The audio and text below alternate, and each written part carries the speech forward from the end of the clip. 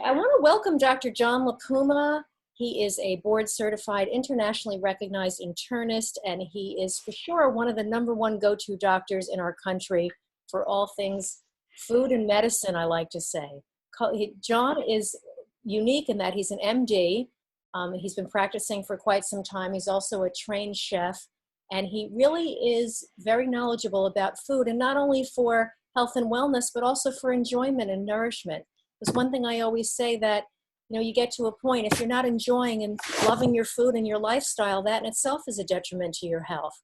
So it's that combination is fantastic to be able to enjoy your dinner, your glass of wine, your intriguing food, something you've never had before, but also incorporate it into your life to stay healthy. So John, today I brought you in to talk about inflammation. It's a hot topic. Everybody's talking about it. I think there's a lot of misconceptions about it. And I do have a list of questions about it myself too. And really the idea is we keep hearing about reducing your inflammation in order to live a long, healthy life. But I know there are some benefits. So I wanted to start with kind of the nuts and bolts.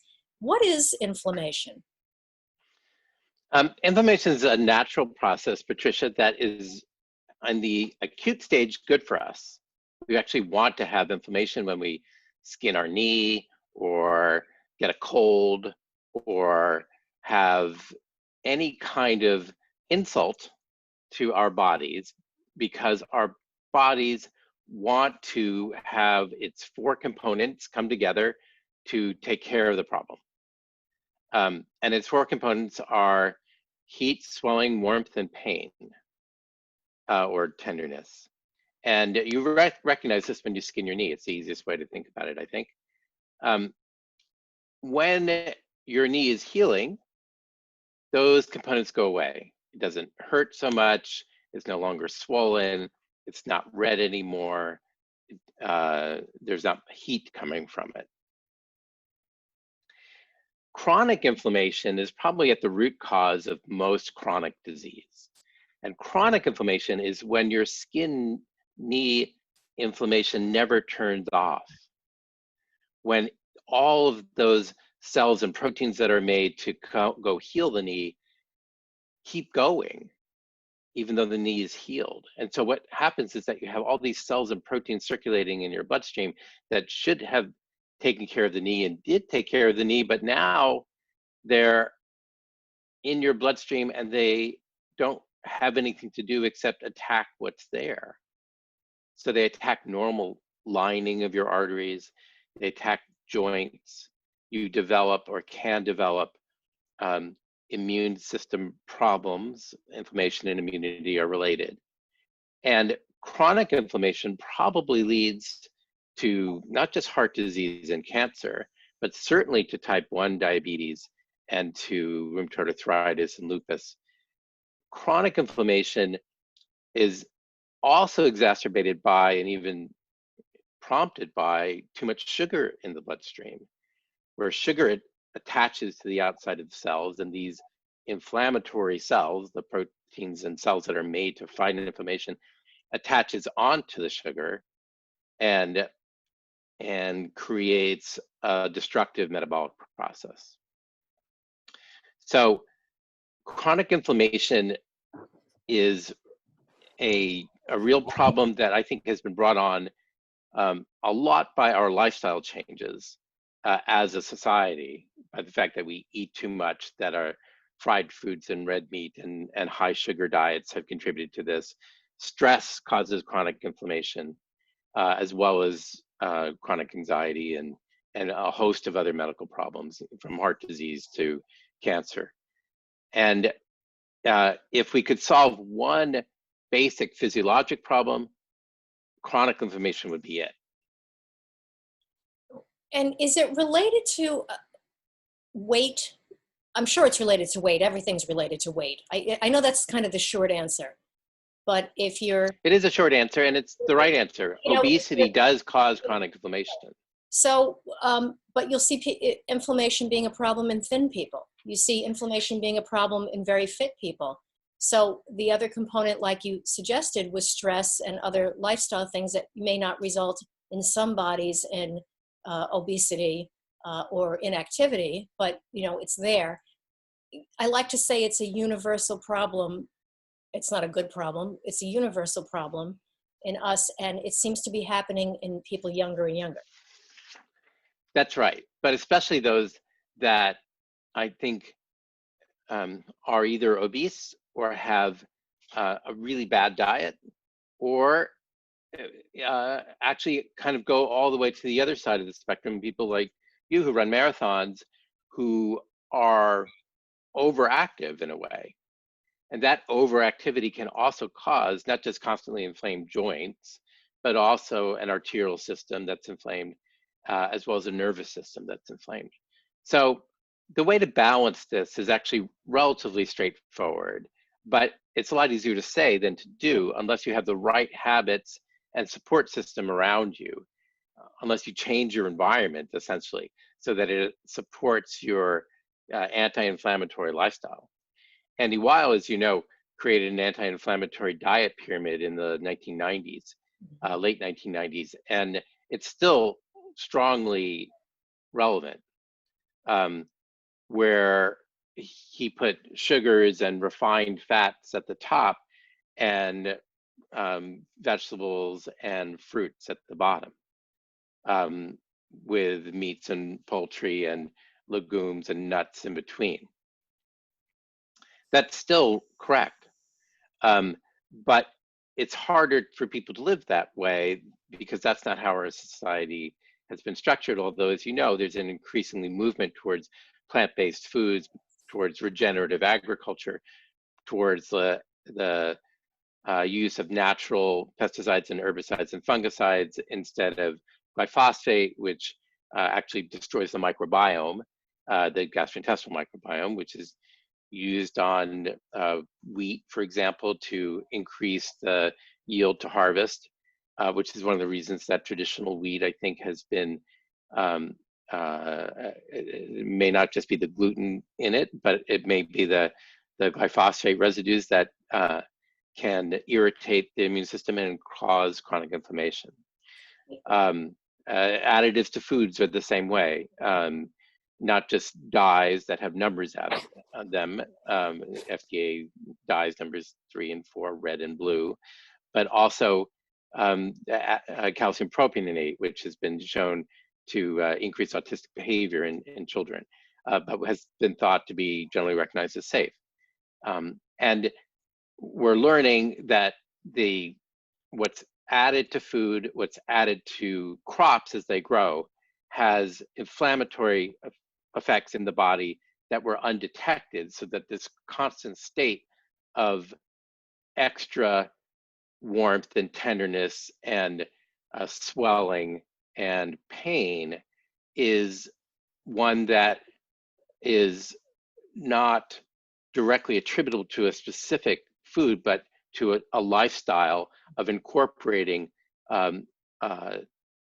hazardous ways of farming, hazardous ways of gardening, hazardous ways of eating, hazardous way of exercising, of being around traffic and pollution that also create inflammation. Very few people know that the 2.5 micron particulate matter, what's called PM 2.5, which is the most dangerous kind of air pollution, is actually easily inhaled from diesel fumes and the traffic fumes, and causes about 150,000 cases of diabetes a year, according to the World Health Organization. Wow. And why is that? It's because inhaling these tiny little air pollution particles causes inflammation in the same kind of way that the particles emitted from tobacco smoke cause inflammation.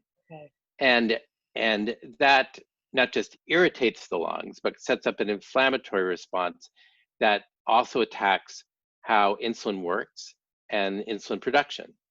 So what we don't suspect, air pollution, has a direct inflammatory response on the body. And you think, well, gosh, how am I going to stop that? It's air pollution. It's in the air. I have to live here. And the answer is that you begin to change your home environment so that it has not only more plants in it, but that it is it becomes more friendly in other ways. You begin to use paints that don't have volatile organic compounds. When you use air fresheners, they're derived from citrus instead of petrochemicals. When you use bug spray, that you use again citrus sprays or another natural spray instead of the volatile organic compound petroleum derivative kinds of bug sprays. When you have your clothes cleaned, if you use dry cleaning, you don't use a perchlorate dry cleaner. You use a dry cleaner that uses more natural methods. You can just sort of begin to tick down the things that you can do to reduce the environmental insult on your body that is causing chronic inflammation in many people in which it's been undetected.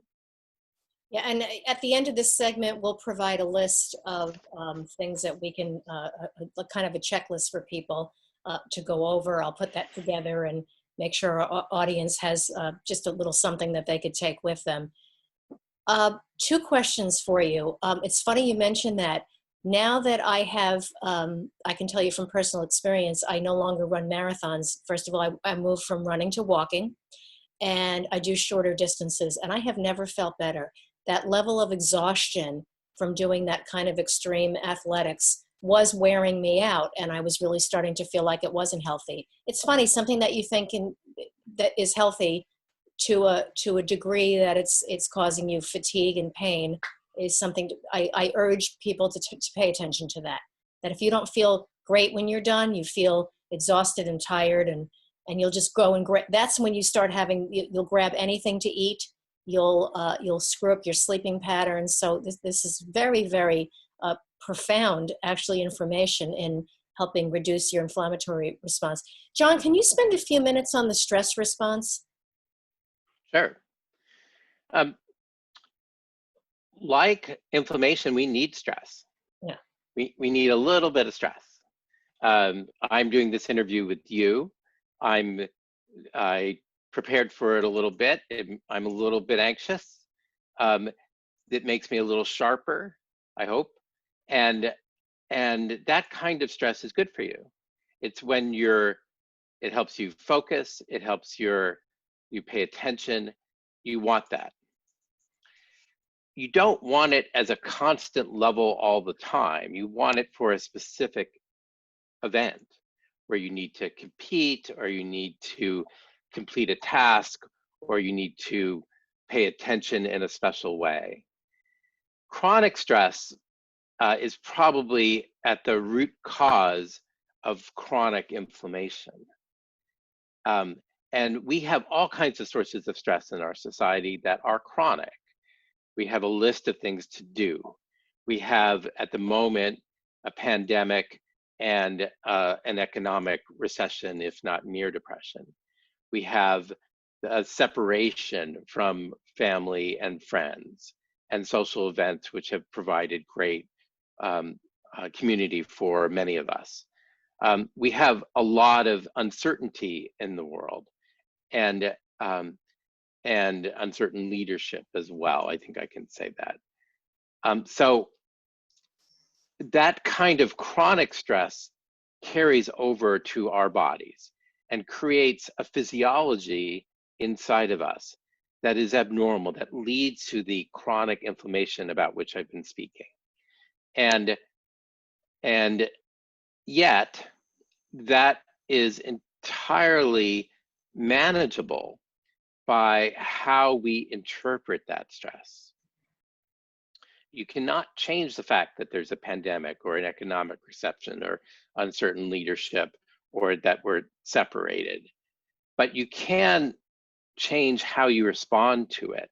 And this is the great practice of mindfulness, and why apps like Headspace and Calm and Rooted are so popular and actually used not just by ordinary folks, but by CEOs and executives of the Fortune 500 companies, so that they can be more productive and more creative.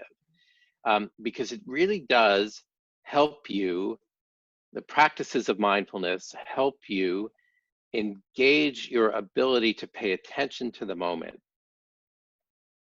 And that is a way of concentrating on on stress and making it less stressful.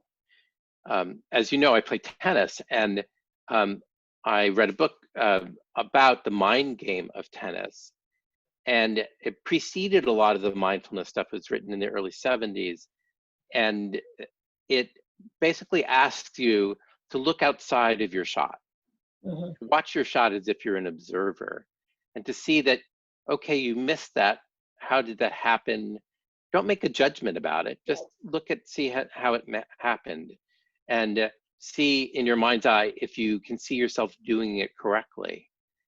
And I have found it so enlightening to be able to watch myself in my mind's eye, knowing I don't really have a lot of stress. I'm not playing for $1 million.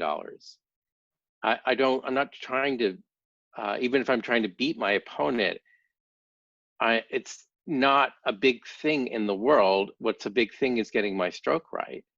And watching myself do it correctly in my mind's eye, and watching myself doing it incorrectly, although some people say watching themselves doing it incorrectly just pisses themselves all over again.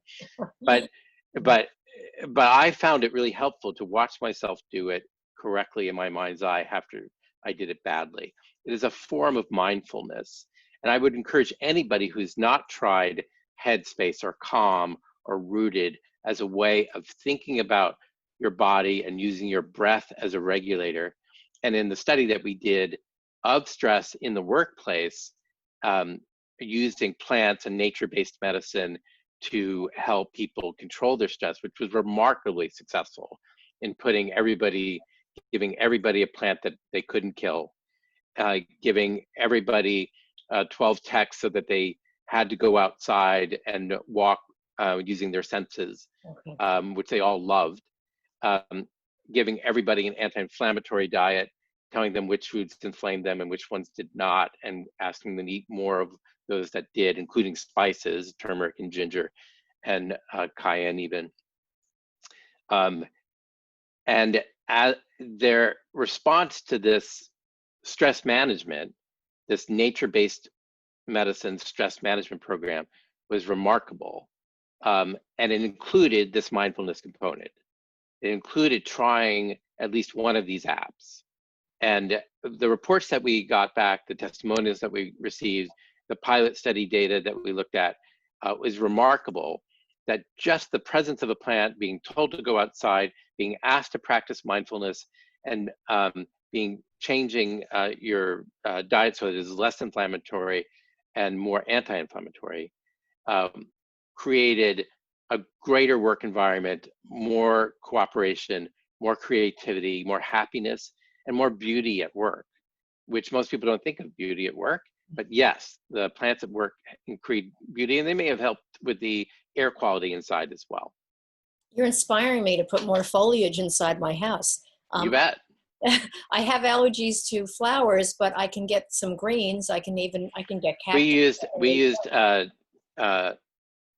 dragon leaf plant. We used snake plant, which really is impossible to kill. Yes. We used rosemary, which is an herb that does not really require a lot of sunlight or water. And of course, you get to eat the leaves. That's fantastic. So you can just put them in the kitchen, maybe put it in the kitchen, the living room. I like having one I have a picture window, and so I have lots of rosemary immediately outside my window. But for those who aren't so lucky, having a 4-inch plant of rosemary, Trader Joe's sells them for $2.50. Okay, good to know. And just, you can even leave it in its original little pot, and put a saucer underneath it. So if you overwater it, the water is captured. And that's the thing about rosemary, you don't want to overwater it because then you will probably kill it. But it takes a lot of overwatering to kill. And mostly it's just happy just to be there for a week. It's a little dry, you water it again, it perks up a little bit. And you rub the leaves to release the aromatic oils, which work on the brain. Even Shakespeare said it was related to memory. And it allows you to remember that you're connected to something larger. You have a little nature inside. And that in itself puts your problems in perspective so that you are less stressed. It's a fantastic, such a small step with such big results, for just that little bit to know that you can do that. And We certainly found it. It's called Plant with a Doc, okay. um, and people loved it, and I'm going to write about it. And can we find that information on your website as well? Yes, just Okay, find great. plantwithadoc.com. Okay, so we're not quite done yet, but again, another reminder is if you just go to www.chefmd.com That'll and get you there. get more information to find out about all these wonderful little tips that we can do to improve our lives and reduce our inflammation. John, lastly, when it comes to the inflammation, we say anti-inflammatory diets. I just want to pose that we don't have to change our whole lives over, right? It's just these little steps. Just a little bit of a recap is, having fresh fruit, less grains. Do you have a do's and don'ts about breads and grains and crackers? One day they're the bad guy. All of a sudden everybody's gluten intolerant. And I don't mean to be flippant. Most people don't have celiac disease, but I think a lot of people do respond to processed bread products. Do you have just a short answer on that one as well, or? Well, this may have to do with the Roundup, or rather glyphosate, that I mentioned earlier. But the best way to eat grains, except for special occasions, if everyone loves birthday cake, but it should be for your birthday, not for everybody else's, is that the more recognizable in their original form, the better. So oats that look like oats, barley that looks like barley. Bread should be dense and full, like a meal in itself. That said, some people love having Italian bread or French bread that's all foam on the inside, basically. I suppose a simple answer is heritage grains are probably better than traditional wheat, spelt and farro and teff and amaranth, and because they aren't used. Glyphosate isn't used to hurry them to harvest because there's still too little of them. And buying from somebody local is always a great choice if you have that option in a farmer's market. Growing your own is the best option, right? Well, with grains, that's a pretty tough call. Tough one. You need a lot of them. We do grow some rye and wheat here, but it is largely for as a cover crop.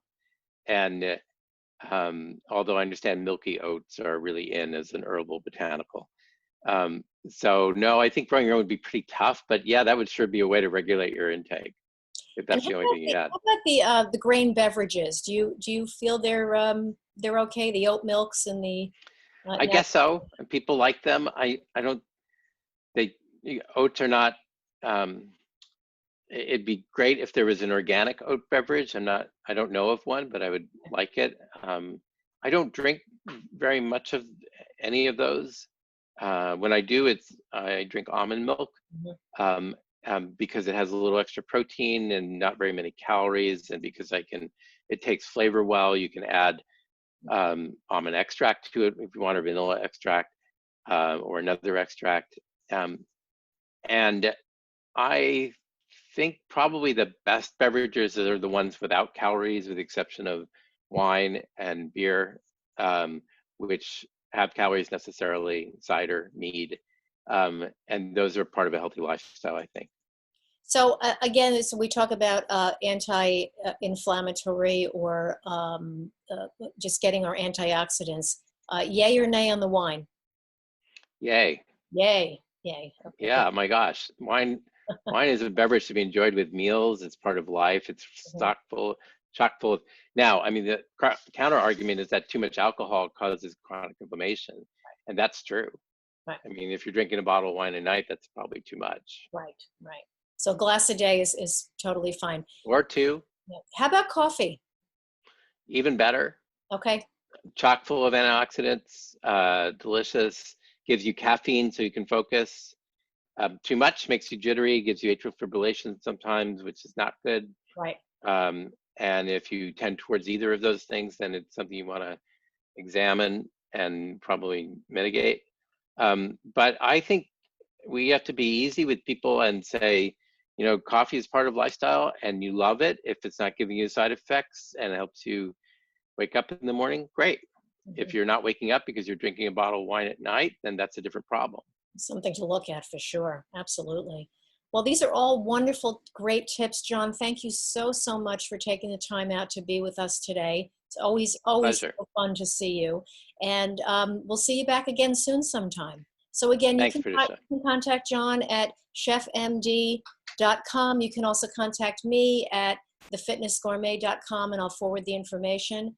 And email us, ask us questions, and we'll get those answered for you for happy, healthy life and to eat well, live well, and age well. Thanks again, John. Great seeing you.